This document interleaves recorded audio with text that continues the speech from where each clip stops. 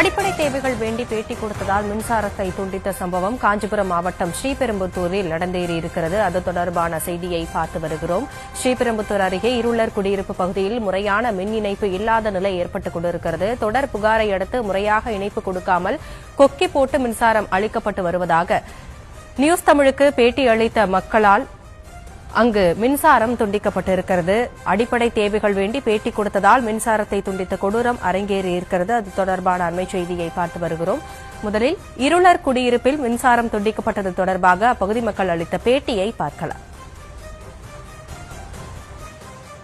4 மாசமா கரண்ட் இல்லாத தான் நாங்க இருக்கிறோம். 4 மாசமா கரண்ட் இல்லாத இருந்து இந்த கூடு காட்டினாங்க பாரு. அவங்க என்ன பண்ணாங்க, இது மீட்டர் வைக்கிறாங்காட்டியும் அதில் நீங்கள் இந்த கொக்கி வச்சு பார்த்துன்னு இருங்க, நாங்கள் மீட்டர் வச்சு வேணே அதுக்கு பிற்பாடு நீங்கள் கரண்ட்டு சொந்தமாக வச்சுக்கோங்க அப்படின்னு சொல்லிட்டு போனாங்க.